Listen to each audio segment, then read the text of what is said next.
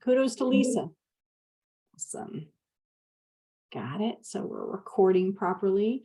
As our commitment to EDI has grown since I would say it was July of 2019 when everything was kicked off there with Megan's leadership, who's on the call too, and Autumn's commitment, especially during some of our tougher years in 2020, 2021, having a day like this in a water cooler to celebrate Pride Month and also Juneteenth, which is coming up next week, is super exciting. You know, Autumn is committed not only to its membership, but staff-wise in recognizing Juneteenth as an important holiday. So it's great that we'll kind of go through that history and be a part of that, as well as our commitment in all of our cities to be representative. But most importantly, and I think Autumn would say, and forgive me for just babbling on, but you know, when we look at this purpose and mission of our organization to really serve tech transfer, what are we doing on the front of inclusion in general? And we hope that allyship, which, you know, I'm excited to hear Michael speak about again, is one of our key things that we can do and be accountable for internally to externally serve the community. So thank you all for joining in. This is super exciting to have you all here. This is our second annual event, and we hope to continue on for the future and make this a priority moving forward. It's great to have you all here. I'm going to turn it over to Lisa, who is our current EDI chair of the committee, and we are so happy to have her as well as other committee members here. So Lisa, go ahead and take it away. Great. Well, thank you so much, Colleen. And thank you all so much for joining us today. And thank you to the EDI committee for their hard work on this water cooler. We're really excited, as I mentioned, to be doing this for the second year in a row. Hopefully, we will continue to do this for the foreseeable future. As Colleen said, we're going to talk about allyship in the context of Pride and also Juneteenth. And we have a really wonderful speaker, Mike Hasden, who will be talking about that here in just a few minutes. But I thought before we turn things over to Mike, I would just give a little bit of background on how we got to Pride Month and how we got to Juneteenth. So with that, let me go ahead and get started. For those of you who may not be familiar about the origin of Pride Month, it's really pretty interesting. It originated from an uprising that took place in New York City in June of 1969. And it occurred in a raid in an inn. It was called the Stonewall Inn, which was a gay club that was located in Greenwich Village in New York City. And for those of you who may not know, back in the late 1950s, 1960s, there were very few establishments that were welcoming to gay people. And unfortunately, those that were actually run by the organized crime, by the mafia. And that was the case for Stonewall Inn here. And it didn't have a liquor license or anything. And it was quite common for those bars and inns in New York City at the time. They were frequently raided by the police, sometimes as often as once a week, sometimes as often as once a month. And that's what happened here was yet another raid on the Stonewall Inn. And typically what the police would do is they would come in, they'd seize all the alcohol, carry it out, put it in their squad cars, and probably interesting story what happened to it after that. But what they would also do was that they would arrest anyone that was in drag at the time. And that was causing, obviously a lot of tension and a source of consternation for the LGBTQ community. And so on this particular night, normally people who weren't arrested were released and they would just leave the establishment, and that would be the end of it.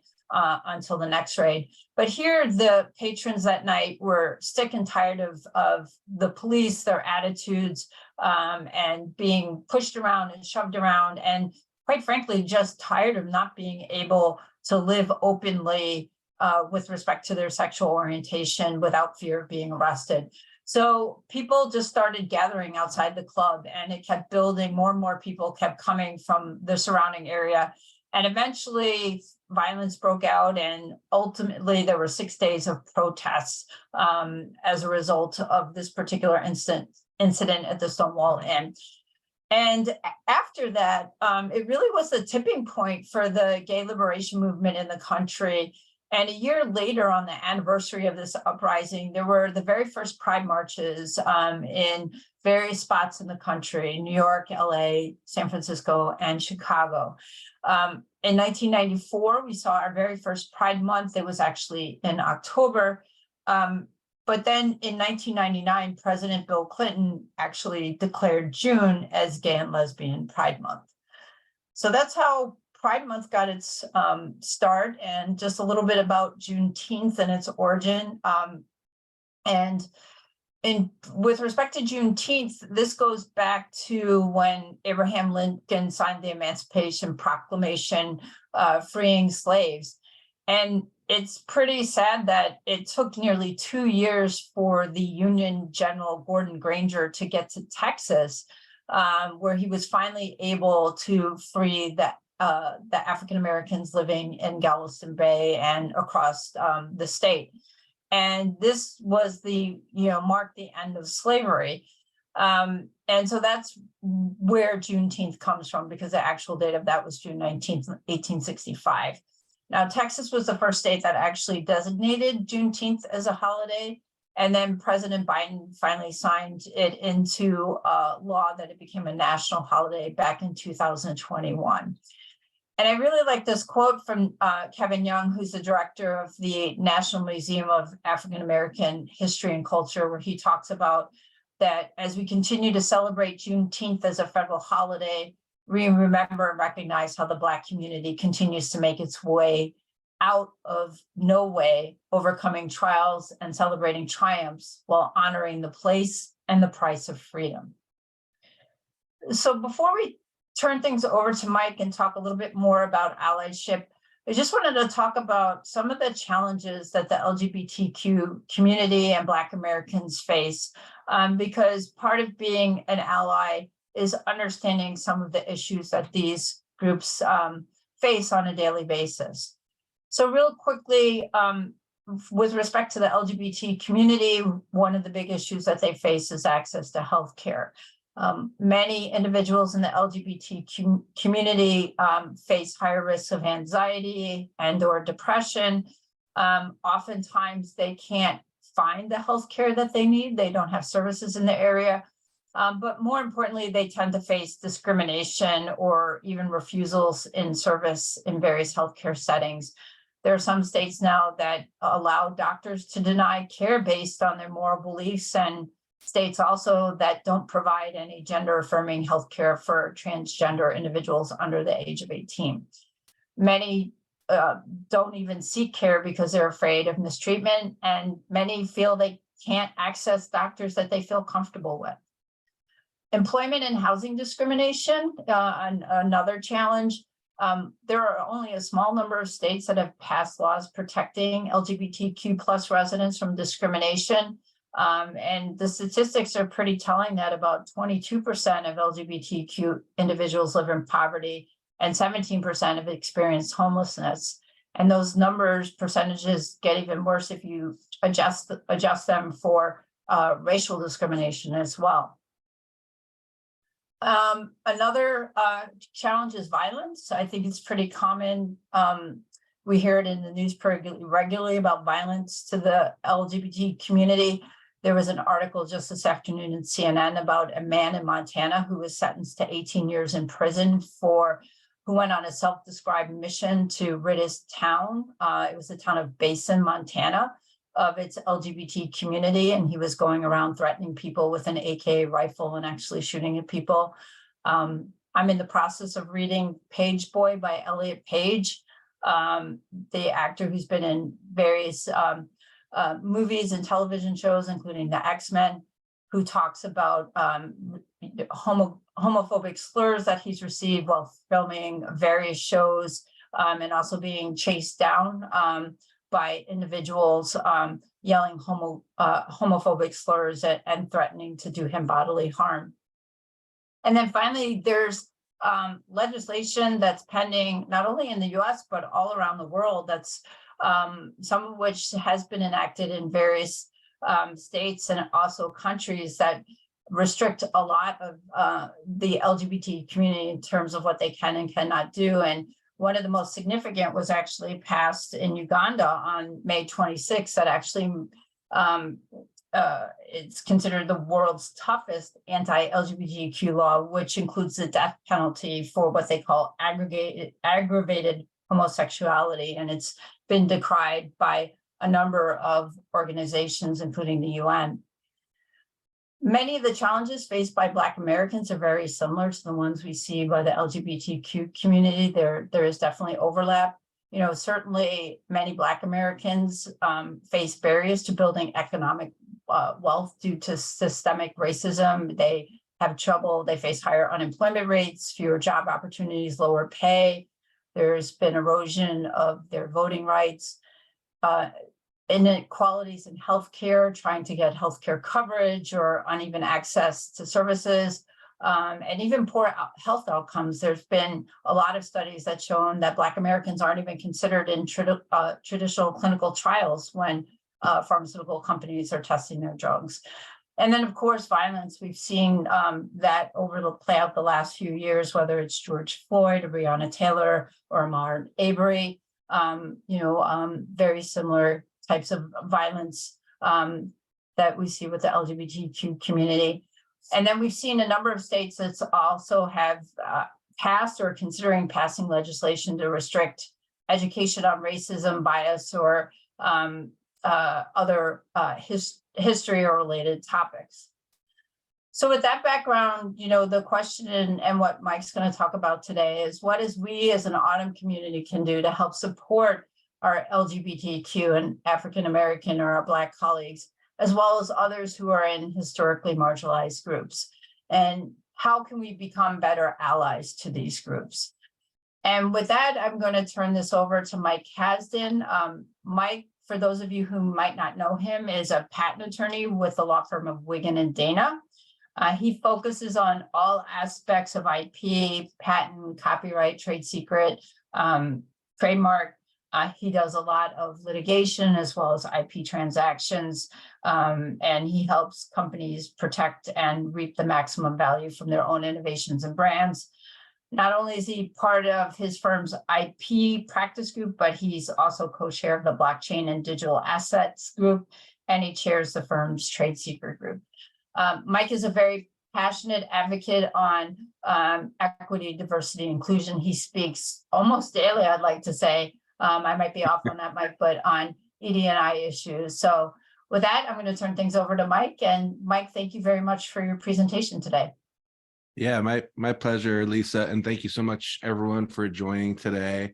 I also just wanted to, at the outset, say I'm really excited for the opportunity to talk about allyship. I think it's really important. I've learned personally a lot about it in the past 10, 20 years, and hopefully I could share some of that with folks.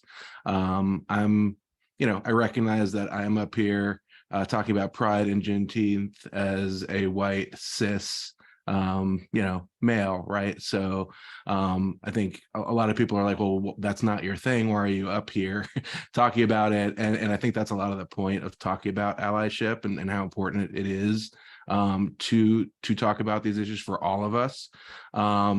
So I also wanted to, at the outset, just thank Lisa Mueller and Mike Invernale and Jessica Trostel and Jonathan Barbie, who were all part of putting together, what we wanted to talk about today for this water cooler. And I also just wanted to say that in terms of talking about what we can do as allies and as Autumn members and as humans to support and push forward on these issues. I'm I'm here really, I think we need to all kind of have a conversation about that. I'm not going to be kind of dictating and being like, here's the answer. It's more the presentation that I gave today comes from an organization that I've been a part of kind of on the side from being a lawyer as my day job. It's an organization called the Good Men Project. And, you know, when I came to the Good Men Project, I happened to write an article about mental health. It was a platform to publish it. I happened to be coaching Little League and playing, you know, middle-aged white guy basketball at the time, and thought I had some stories to tell. And I started writing about sports, but using it as a platform to talk about social issues. I used to keep the Good Men Project stuff and the day job stuff totally separate. I used to talk about, you know, right, in places like this, we talk about patents and innovation and tech transfer. And then, you know, in this other place, I would talk about social justice and you know, sexism and racism and LGBTQ issues and allyship. But you know, it took me a while, but eventually I kind of learned that you really shouldn't keep them separate, that it really makes sense, a lot of sense, and it's actually critically important to talk about those issues in these spaces, right? So we, as Autumn, talking about innovation and technology transfer, you know, having conversations about belonging, having conversations about how, you know, we can create you know, work environments that are inclusive is critical to innovation. It's, you know, the business case is completely 100% there, whether you come at it from the business case place, you know, right, or like more of the moral case, or both, as hopefully many do. So I just wanted to give a little bit of that before I get started. And so this is a presentation that I put together with the editor-in-chief of the Good Men Project. The Good Men Project is a website. It's a media company. It's a platform for having conversations. We have daily phone calls, and the tagline is "the conversation no one else is having." It was started in 2009 to talk about the changing roles of masculinity in the modern world. But also, you know, very quickly dots connect between a lot of these issues, between, you know, sexism and misogyny, and between, you know, supremacy and racism, and, you know, social justice issues. And so, you know, I'm glad that more people are now having this conversation. This presentation, just full disclosure, is part of like our efforts to not just be writing articles about this stuff, but to be going into workplaces. For me, that means law firms and, you know, technology organizations, because that's who I know, and, you know, do workshops, because what I realized after like 10 years is that this conversation I was having at the Good Men Project is really just the conversation about diversity, equity, and inclusion that we all are having in our day-to-day lives and work lives. And so try to merge the two. So let me put up my slides before I keep yammering away here. And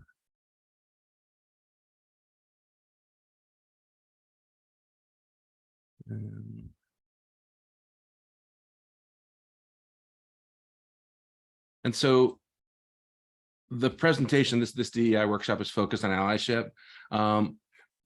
And I really appreciate the sort of context that Lisa provided in terms of, you know, tying the issues we're thinking about to Juneteenth and to Pride Month. This presentation is more generic, I should say, or higher level. But I think a lot of it applies, and I'll probably emphasize some parts and move quickly through other parts. And I definitely want to leave some room for conversation at the end. So I don't want to just be talking at folks the whole time, but let me get into it. Basically, what I hope to convey is why it's important to have this conversation, why we're looking at it through this lens that I described, and also get into sort of at least some of the practical things that we can do, although I think that's on kind of all of us to develop further. So why this conversation? Why now? So we frame this conversation, and I think it's the right way to frame it, from a leadership perspective. Why are we talking about allyship in the workplace? Why are we, why are these issues central? Well, the world is changing, as we all see, in both good ways and bad, probably, but it's certainly hard to keep up with. As a leadership issue, and we frame this as a leadership issue because I think there's a long history, and I'm glad that we have 35 people here today. I think it's awesome, but there's a long history of when you have the diversity talk, and I think it's getting better in some organizations. Right, a lot of people are like, oh, well, that's not my problem, that's not my issue, right? And I'm busy, and I have kids, and I have baseball games, and I have relationships, and I have work, and so I'm not going to carve out time to go to that because that's not my thing, right? Pride's not my thing, or I'm white, I'm not black, I don't have to worry about that. So I think the reality and the reason that I think allyship is so important is that this is for all of us, and that allies have a really important role in these conversations. And so to frame it as leadership is, it's a way of saying, like, and I think it's true. It's both a trick and it's true, right? So it's a trick because we want to get more fannies in the seats, right? We want to get people to come and engage, and there's an engagement problem. It's true because if you are going to lead an organization, whether you're young or whether you're at the top or the bottom or anywhere in between, you must be able to understand and navigate these issues because we're working with diverse people. Those people are contributing. We think about innovation. I remember thinking about, and I know it's not the focus today, but just like Lisa and I talk on our Inclusion Evolution podcast, issues like the pay disparity and women in the workforce, and like how can you possibly be as innovative and competitive in a global economy if you're excluding like huge swaths of the workforce, right? So I think this is a leadership issue, and it's important for leaders to be able to understand what's happening and contribute to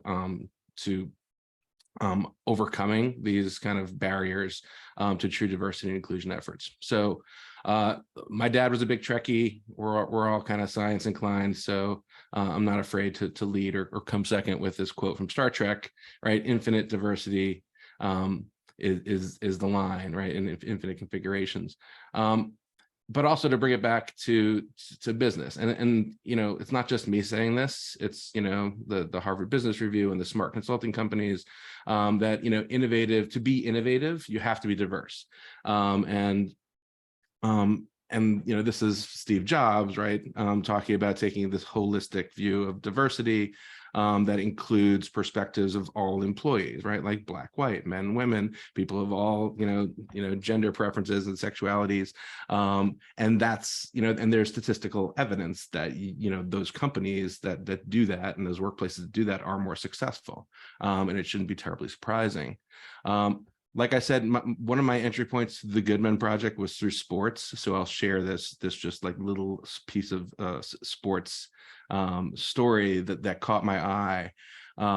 But this issue of creating workplaces that are inclusive, where people feel like they belong, in the business sense, is about getting the best versions of people.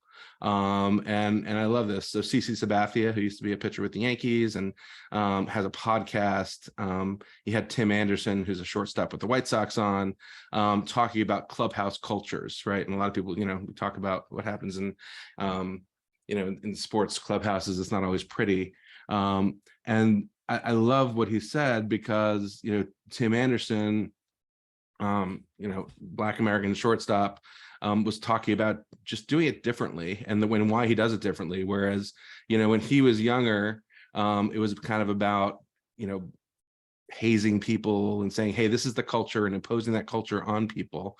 But what he realized is that they're actually more successful when, instead of hazing the new folks, instead of sort of mandating this is the way we do things here, you make those people comfortable being themselves, being authentic.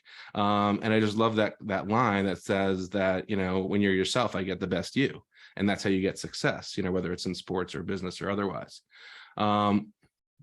a little more staid way of looking at the same thing is this diversity statistic from one of the smart consulting people, just showing that there's research out there. We're well beyond the sort of there's a business case for this place, right, that show that companies that have diversity, and the only way to maintain diversity is to have an inclusive culture where people feel like they belong, are more innovative, by a large margin. You get more and it reduces risks, or allows groups to spot risks, right? I think we've probably all seen ads or things that come out there where you're like, didn't they talk to any women before they put that out, or didn't they, so I think, we're in a diverse world. And so, having places where all those perspectives are taken into account is important in delivering, products and services into that world. I'm not going to spend a lot of time here, but there's a lot of research. This is from Deloitte, and there are measurements of kind of going, different places are at different places different firms are at different places on this continuum of, whether it's exclusive, where people feel unwelcome and lack of respect, to just tolerated, to accepted, to valued, to inclusion, and some of the benefits of that, on the lower part of the slide. A lot of this, I think, is about leadership, and that's not to say that it only applies if you're sort of the top dog on the food chain. But I think everyone can lead in this way. But I think it's important to frame it as a leadership issue, and also just to think about how saying I want to be a different kind of leader isn't that much different than saying, I want to be a different father than my father. Things are a little different. Like, I'm a little bit more, emotional and connected than my father, who I love dearly, was with me. But, you think about the pace of change, 80 years after the Constitution to give Black Americans the right to vote, 50 years after that to give women the right to vote. At the Goodman Project, fatherhood is one of these things we look at, and it's changing very quickly. I'm not going to talk too much about this section of what about the men, but I do want to sort of tag a few things in here and explain why I'm framing it that way. First of all, it derives from the Goodman Project, right? And oftentimes, we're saying the people that we need in this conversation are, the cis white men, right? And a lot of, one thing that I kind of learned that I hadn't really thought about too much in my life, frankly, before coming to the Goodman Project, is, some of these concepts of masculinity that, are enforced from a very young age. And there's lots of scientific research about this, that there are kind of these traditional rules for how we perform masculinity. And they're often enforced, right, by others. And if you sort of step out of line, it can be very difficult socially. I think, and those rules are, don't show your emotions, right? Make lots of money. Very, hetero, like get the girls, dominate. But, lots of people, and I'll stick with men for now, live outside these rules, right? Some people, have different gender preferences. Some people are way more into like poetry than sports. Some people don't like beer. So the sort of the reason that we talk about this is that this sort of traditional way of saying there's only one limited way to be, this sort of non-inclusive, kind of very narrow view of gender roles, is harmful to everyone. And I think, one of the results that I wanted to emphasize, and it comes out of some of this research, is, what you get are two things. One is there's a lot of talk in the world about the patriarchy and how it's harmful, to women and gender non-binary folks, and it is. But a lot of what people don't talk about is that's actually also harmful to men. There's an epidemic of loneliness because having emotional relationships isn't explained. There's in by certain metrics like a greater mental health problems for men. And so it's not so much like a zero-sum game, like this is better for men, worse for women. It's kind of worse for everyone. And one of the things that I just wanted to emphasize is this part about enforcing the man box, because I think a lot of the the prejudices that it comes out as misogyny and as anti-LGBTQ come from this, right? So if, you know, I just was at a conference last week. I actually spoke at it with my son, which was amazing. He's 21, and I didn't think I would ever be on stage talking about like masculinity with my son. But the guy who put on the conference was a former college quarterback, and he wrote a book called Throw Like a Girl, because that was like the worst thing you could say to someone, right? It's you know, you enforce this sort of one way of being a man by denigrating the feminine, by calling someone sissy or girly, right, or gay, as Niobe Way says, you know, in the quote there.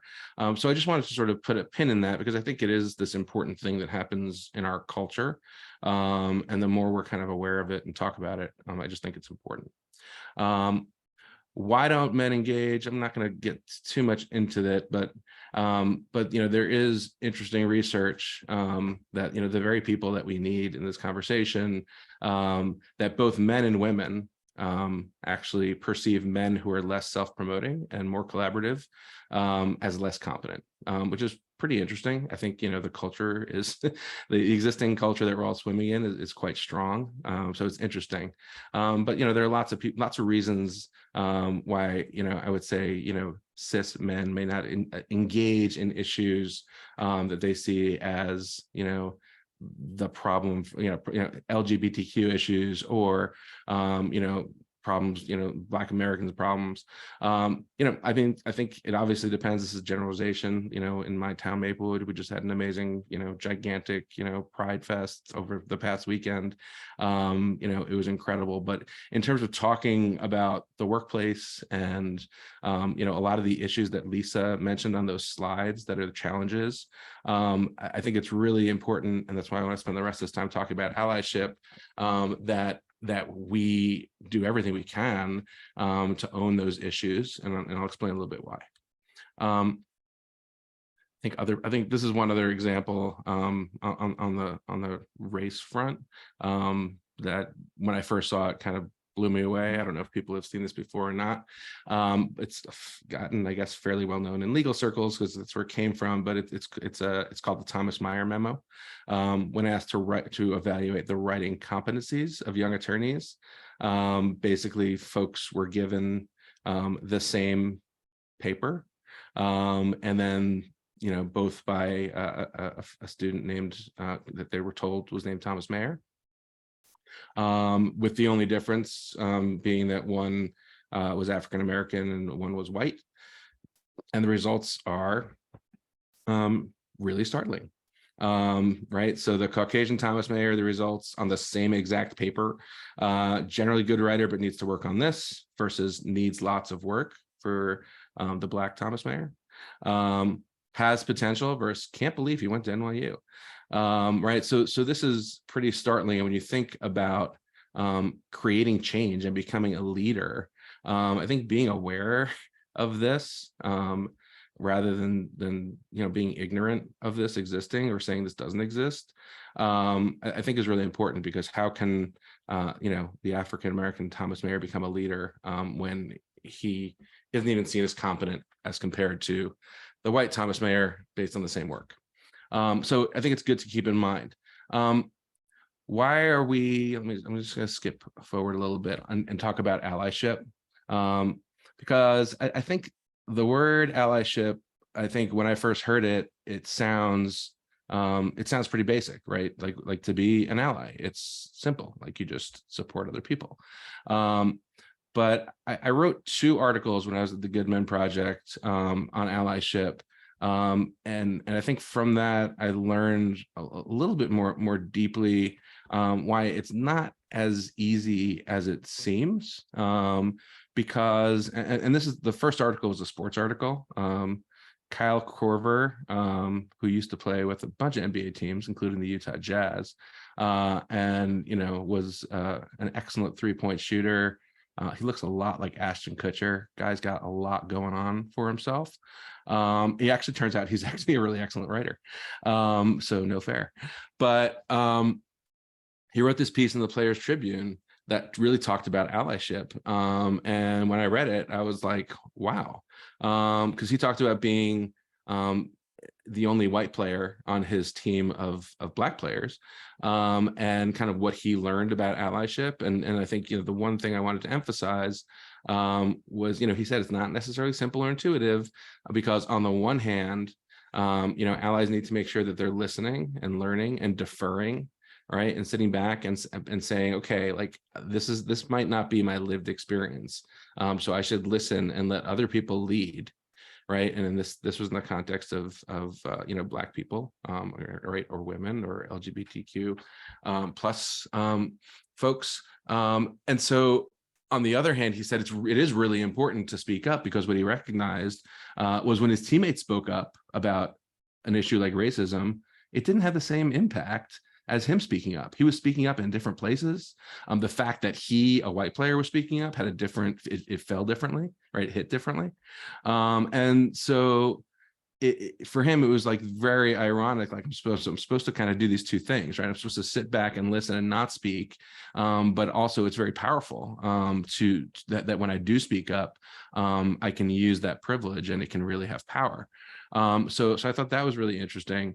The other article that I wrote, it happened right after that horrible incident in Charlottesville, and there was a columnist for the New York Times that wrote an op-ed, and he's someone that I usually really like, an older white guy, and he was it was like days after that, and he was saying, well, just because I'm white doesn't mean that I'm not allowed to, lead on these issues. And his timing was not great, and the message was just a little tone deaf. And, so I wrote a responsive piece to that, because you do have to do two things. Like there are situations where you're not going to be out in front leading because you don't have the same experience or worldview, based on other people who are experiencing issues every day that you're just not. So I think having to do those two things, I think is really kind of this, and thread this needle, is kind of a really important takeaway about allyship. And I thought it was here, but maybe it's later. Is it? I don't know. Oh yeah, here it is. The Schrodinger's cat of allyship. I thought some quantum physicist type people might appreciate that. So we'll come back to that.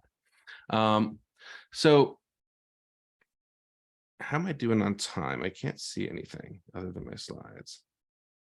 So Mike, it's Lisa. It's you're at almost 20 minutes to the top of the hour. So Great. if Great. we could just make sure we have enough time for questions, that'd be great. Yeah. So let me just take another 5-6 minutes, and then I can open up for questions. Thanks. So toolbox, and I'm happy to share these slides to the extent people want them. But why we want men engaged in these efforts, why we want the statistics kind of bear it out. I also kind of love, some of the stuff that I've learned just from watching and listening to others. Damon Jones, who is director of corporate communications at Procter & Gamble, talking about inclusive organizations, being created by inclusive leaders who are in touch with our own blind spots. And I think that's another important issue to keep in mind. I think a lot of times people shy away from coming to these spaces, talking about these issues, because they're afraid that they're going to say something wrong, or make a mistake, and we probably will. And that's why I think the third tip from Damon Jones is so important, like progress, not perfection. Right? He talks about how no company has it all together. Don't let that fear of shortcoming stop you from getting into the game, and setting bold goals and letting that lead to bold action. So I really like that a lot. In terms of the other point I wanted to make is, sometimes, I'm sure people have talked and thought about, microaggressions, and right. Some people are like, oh, that's overblown woke stuff. Why are we talking about it? But I think, these issues bubble up in big ways, like some of the ways that Lisa mentioned in her slides, like her overview slides, as to the big obstacles and challenges, right? Those are big issues, huge. But they also come up every day in ways that seem smaller, but are actually significant in terms of making people feel like they're included and belong. And this is an example from a venture capitalist that I know and like, Charlie O'Donnell. He runs Brooklyn Bridge Ventures, and he talks about, basically saying hiring other guys for the tech team rather than saying engineers. And the guy not even realizing that he was doing that, with language, and sort of being more conscious of that. So I wanted to mention that too. There's some stuff in here about covering and kind of how to be an ally. I think this is Soledad O'Brien on Twitter, and I think it's interesting, and I think we can talk about it, right? Sometimes I think there are opportunities to call out bad behavior, and I recognize that doesn't always mean it's not always most effective, like to do it in one size fits all kind of way. Right? Like, so, sometimes calling someone out in the middle of a big meeting, it might not be the best thing, right? But that doesn't mean that calling it out is the wrong thing, right? Maybe, in that circumstance, you could take that person aside. Maybe sometimes there are instances where it's important to do things publicly. So I think thinking about, the sort of calling out and being an ally in that way, I think there are sort of different ways to approach that are important to work through and think through. I made this point earlier, right? Sort of this balancing these two things that are in tension, and also recognizing that you're going to do it wrong, you're going to make mistakes. And I think, this coming back to Schrodinger's cat, all right, you need to kind of like lead and not lead at the same time. You want to give the voice, give the platform, amplify other people's lead, but also use your privilege to lead, and take those opportunities, because there can be very powerful opportunities, to amplify and to get messages to people in different ways, like the Kyle Korver example was given. So I have a bunch more in here about, sort of the toolbox and how we can go about doing this. I'm happy to share these slides. But I think in the interest of time and me sort of droning on, I really want to sort of get to a discussion, because I think that's more important. I do want to say that if anyone's interested in sort of these workshops or learning more about this or about what we do, the Goodman Project, I'm always happy to talk about that. But for now, I will, kill the slides and open it up to our discussion. Great. Thank you so much, Mike. That was really fantastic. We really appreciate you taking that time to walk us through that. Okay. So now we want to open up for discussion. I'm sure there's some questions out there. I see Megan commented that she really liked the cats that make every science presentation better. So that's hilarious. So, but So true. I'm sure some people have some questions. So please unmute yourselves and ask your question. I'll kick it off. If you don't know me, I'm Megan Anstice. I'm a member of the Item Board, and as Carly mentioned, Fire Chair of the EDI Committee. So Mike, thank you for taking the time. I've watched several of your presentations now. This is going to be an easy question. How do people get involved with the Goodman Project if they want to do that? Oh, well, that's easy. I mean, talk to me. I mean, we basically, I never thought that I wanted to write until I started writing. So there are a couple different ways. You can always write or publish with us. That's a good way of sort of getting involved. We also have daily phone calls around different issues. It's a program that I created a few years ago called Social Interest Groups. I used to lead one on men's mental health, but now, we have a Stop Racism one, we have a parenting one, we have one focused on environmental issues. They're kind of every day of the week. So yeah, goodmenproject.com and me as a resource, I think, are the best couple ways, but there's lots of ways to get involved. Thank you. Thanks for asking.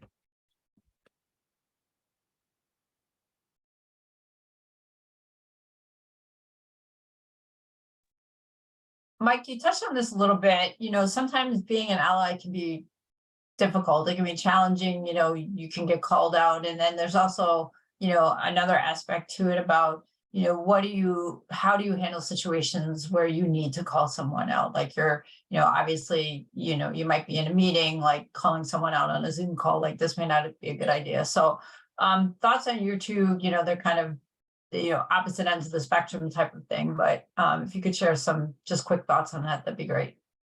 Yeah, I mean, and I don't have all the answers, so I'd welcome others' thoughts too. But I think there are definitely situations where I think it's important. It's really a judgment call. But there are certainly situations where I think as a leader, it's important to make a point. Publicly. It's almost like Mike, why are you commenting on Facebook? Why are you fighting with that person? Well, it's not really to talk to that person, but it's more to put it out there so more people see it. So I think there are times, and I think about jokes. I mentioned this, and I have to find it, that there's this great Twitter thread. It's really one of the greatest things I've ever read, explaining how jokes, and I like jokes plenty, but how jokes are this powerful social way of enforcing in groups versus out groups. And I think especially, I see it so much like in the workplace, saying something super offensive and then saying, oh, but I was only joking, or making a remark that's said in a funny way. And I think, to call that out like publicly is kind of important, and be like, look, I didn't really find that funny, and this is why. But I think there are other situations. I think that defensiveness is something that we see, in conversations about race or gender. And a lot of times when you confront someone, it just shuts everything down. And I hate that, but I feel like it's just, I do feel like sometimes it's just, more measured to not, do it on a Zoom call in front of 50 people and say, you're a terrible person, or you said a terrible thing, but to definitely do it behind closed doors and say, look, I didn't want to do this in front of everyone, but what you said was really, is not it's not what we do here. Right. And so I think that's, it's kind of a wishy-washy answer, but it's a judgment call.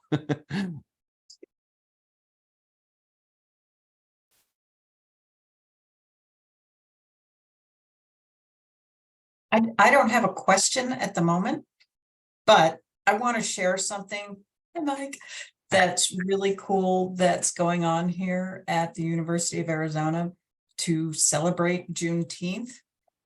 Can I share? I can share. Oh, yeah. Check this out. Go for it. Look who is coming. Wow. Wow, that's awesome.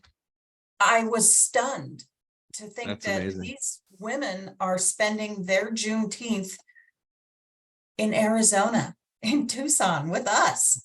I'm so excited. That's really, I got my ticket really this cool. morning. That's so really cool. Congrats, that's amazing. Hope for us yet.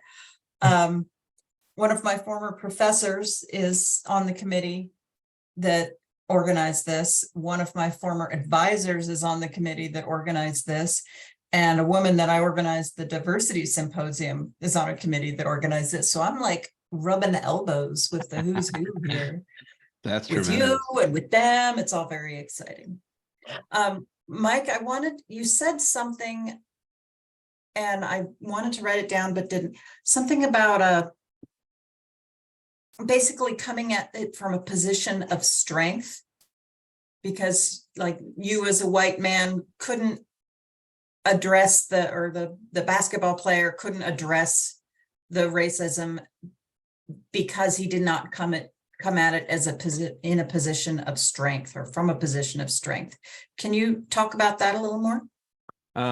Yeah, I think what I don't know if I said exactly that, but what I meant to say was, like, in that example, I think like in the basketball player example, Kyle Korver example, I think what he realized was that I'm not coming at this issue from a lived experience type place.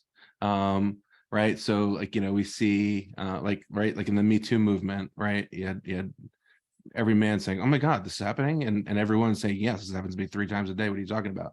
And so, having that lived experience, I think, is important. But what he realized was that as a white man, when he opened his mouth and talked about that issue, it hit differently than his Black teammates, because he was in different circles talking with different people, because of his privilege. So I think, using privilege in that way, I think is kind of the point that I was trying to make. Can I say one more thing?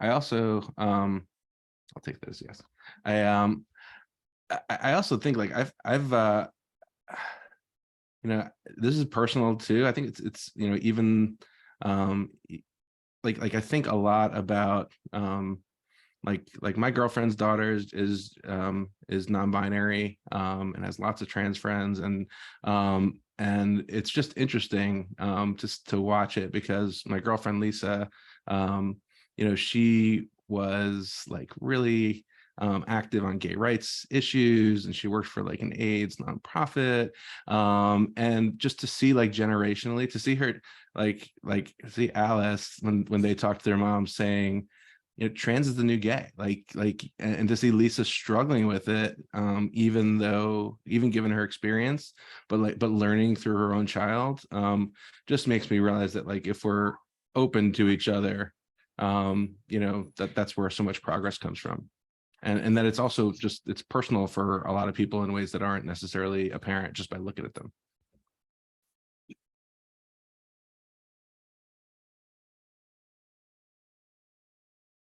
Well, since Eileen said, I wanted to say a fun fact that I learned.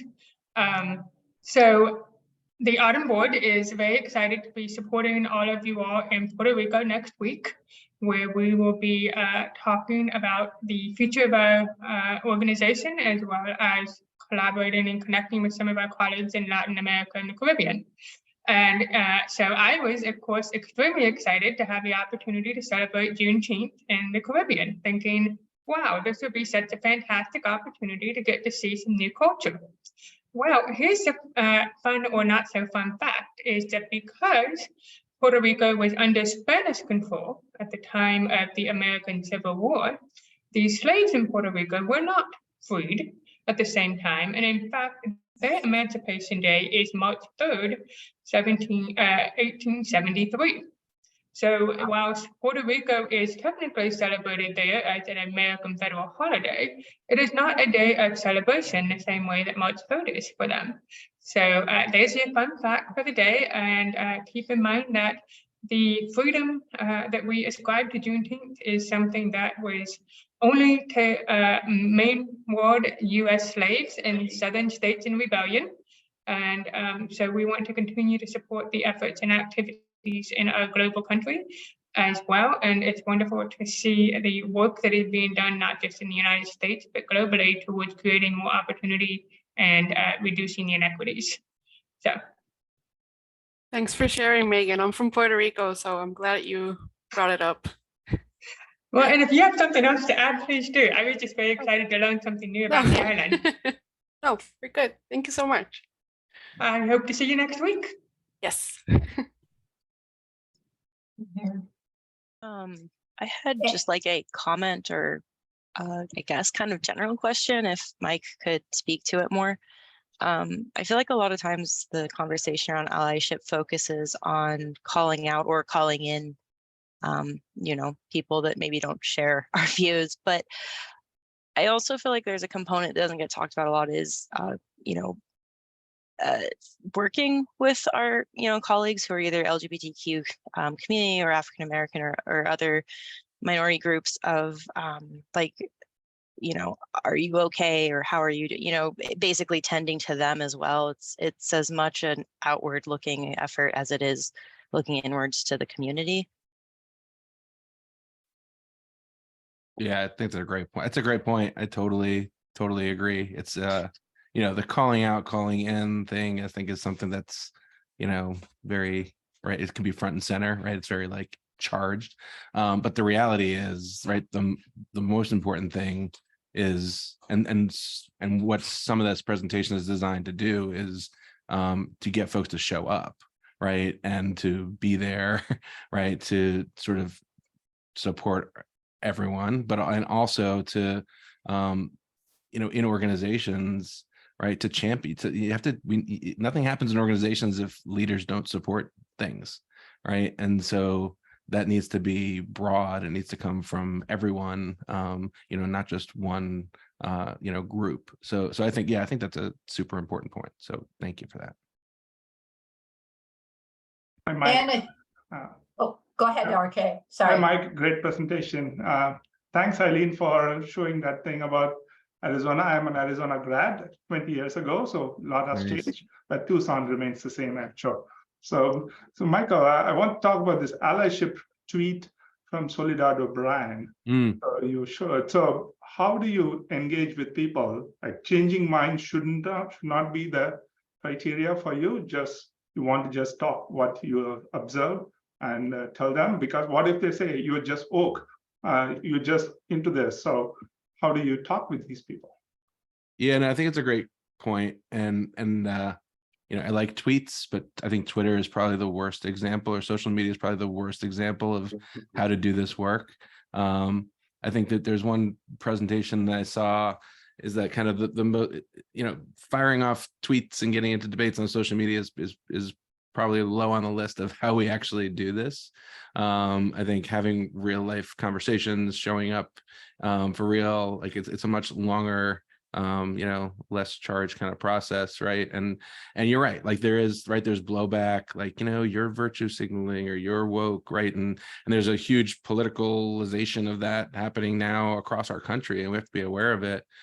So I think, you know, firing off a tweet isn't always and often isn't, it's not a great example for how to do this, right? This work is like showing up for people, like getting together with people, having conversations, and sometimes and we know, right, there are other people on the other side of this, and it can be really frustrating. I had a really long dinner conversation like a while ago. I wrote this article about pronouns, and I shared it with my family. My family's pretty like middle of the road. You know, it's not like, you know, we're not one of these families that has big fractures. You know, my brother and my father was like, yeah, I don't get it. I don't really, you know, I don't want to do that. And why should I be forced to do that? And I was like, well, it's not about you. And, you know, no one's forcing you. But so it can be frustrating. But I think it is important to have those conversations. And I'd love to hear from anyone else who it does that successfully. It takes a lot of patience. But yeah, I think Twitter is probably the worst way to do it. I did want to reach out. Anne did have her hand up. So before we close it out, I do want to make sure Anne has an opportunity to ask her question. Hi, everybody. I'm Anne. I use she, her pronouns. I'm at University of Arizona with Eileen, go Wildcats. I just wanted to, I'm the one who shared a bunch of those other links as well. Those I got from a virtual library conference I went to. I'm also a grad student in the Library and Information Science program. And just wanted to speak to this point, which was actually on the one of the opening slides about book banning, as we know, and censorship is a really, really more prominent issue today across the country. And most of the books that are being targeted are either by, about, or for people of color and queer people. So this is just a little public service announcement to please support your libraries. Don't let them take the books away. And that if you are interested in learning more about allyship and racism and anti-racism, books are a really great tool for doing that. And I'm sure you can just do a general search for all kinds of book lists for those sorts of things. And then there are certain organizations that are like, I posted about Rise and Surge. Surge in particular is for white people working on anti-racism. And there are a lot of books out there that are specifically, and I'm saying this because I am a white person. So there are resources out there for that or for you and for better understanding. So thank you. This was a great presentation. Thank you, Anne, for sharing that. Anyone else with any other questions? Otherwise, I think we're almost out of time. Almisha, I know you're still here. If you wouldn't mind closing us out today, that'd be great. Thank you, Lisa. Thank you for this opportunity. Mike, first of all, I want to thank you for doing this presentation. I know it shifted a little bit in the model, but we appreciate you stepping up and having this conversation that's well needed for this water cooler. And also want to, thank the participants for being here and sharing. I saw the active chat and the different resources that were shared. Definitely, we would have those, and Lisa, if we would send those out to the EDI group so they can have that information as well, especially for those who are not able to participate today. but very important topic. There's always something that we can do as individuals, or even within our own PTOs, or in our own communities, to support people who are underrepresented, underserved, and marginalized, to make sure that they feel. We always talk in Autumn about a sense of belonging. We want that for our membership, but we also want that for the communities in which we live and operate. And so, Lisa, I want to thank you for your leadership of the EDI committee and all the EDI committee members, especially the team that worked to put this water cooler together. So thank you all so much. And thanks to Colleen as well, because I know she's behind the scene doing something, helping with this water cooler session. So I hope everyone have a great time, have a good Juneteenth, and enjoy yourselves. Show some support wherever you can, and wherever there are celebrations, make sure you're celebrating if you're off. Unfortunately, I have to work, but I'm doing some stuff to celebrate later in the evening. So again, thank you all, and all the best from the Board of Autumn and your CEO. He's online, I think. Thank you, Lisa. Thank you, everyone. Thank you. Have a good rest of your week. Take care. Thanks again. Bye all. Bye, Bye-bye, everybody. all.